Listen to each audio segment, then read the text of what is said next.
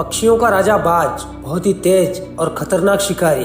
बाज ऐसे ही राजा नहीं कहलाता है, बल्कि अपने रूल्स और आदतों की वजह से कहलाता है, इसलिए वो सबसे ऊंचा उड़ता है। तो अगर आप भी अपनी लाइफ में बड़ा बनना चाहते हैं, कुछ बड़ा करना चाहते हैं, तो बाज की इन 5 आदतों को जान लो और आज से ही अपनी जिंदगी में अप्लाई कर दो और कामयाब हो जाओ। और हाँ, 4 नंबर बिल्कुल मिस ना करें। नंबर 1, हर प्रॉब्लम एक नई अपॉर्चुनिटी लेकर आती है। आंधी, तूफान या बारिश ये जब भी होती है, तब बड़े से बड़ा पक्षी अपने घोंसले में छुपकर बैठ जाता है, लेकिन बाज ऐसा नहीं करता। वो इसके मजे लेता है और तेज हवाओं के साथ साथ एक ऊंची उड़ान भरता है और तब तक नहीं रुकता जब तक बादलों को चीरकर पार न कर जाए।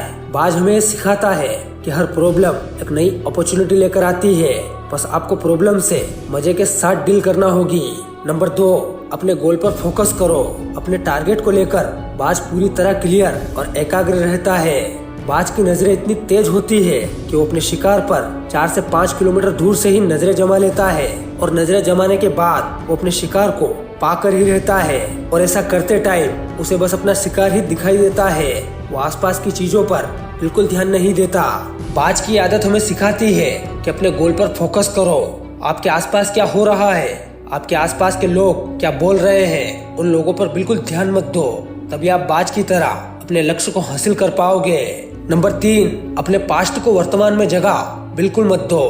शायद आपको पता नहीं हो, बाज खुद के शिकार किए हुए जानवर को ही खाता है, मरे हुए या फिर किसी और के किए हुए शिकार को कभी नहीं खाता। बाज की आदत हमें सिखाती है कि जो हमारा पास्ट है वो मर चुका है। अपने पास्ट की पुरानी यादें तुम्हें तंग करती है, इसलिए उन्हें वहीं रहने दो जहां उनकी जगह है और तुम्हारे पास्ट को वर्तमान में जगह मत दो। बिल्कुल उसी तरह जिस तरह बाज कभी भी मरे हुए या पुराने मांस को नहीं खाता। नंबर 4 और सबसे इम्पोर्टेंट, छोटी सोच वाले लोगों से हमेशा दूर रहो। बाज की 5 आदतें हर इंसान को सीखनी चाहिए। बाज की उड़ान सबसे ऊंची होती है क्योंकि वो कभी भी अपने से छोटे पक्षियों के साथ नहीं उड़ता। बाज के अलावा वो किसी के भी साथ नहीं उड़ता। आपने अक्सर देखा होगा कि आसमान में बाज ज्यादातर अकेला ही उड़ता हुआ दिखाई देता है। बाज की आदत हमें सिखाती है कि कभी भी छोटी सोच वाले लोगों के साथ नहीं रहना चाहिए। नंबर 5, अपने कंफर्ट जोन से बाहर निकलो। बाज कभी भी अपने घोंसले को नरम या कंफर्ट जोन में नहीं रखता। अगर कोई घास नरम होती है तो उसे निकालकर फेंक देता है ताकि उसके बच्चों को कंफर्ट जोन की आदत न पड़ जाए। बाज इस बात को अच्छे से जानता है कि कंफर्ट जोन में रहकर कभी भी किसी की ग्रोथ नहीं हो सकती, पर वहीं पर कुछ लोग ये बात समझने में पूरी जिंदगी निकाल देते हैं कि कंफर्ट जोन में रहने की वजह से उनकी ग्रोथ नहीं हो पा रही है और फिर बस वो अपनी किस्मत को कोसते रहते हैं कि साला मेरी किस्मत ही खराब है।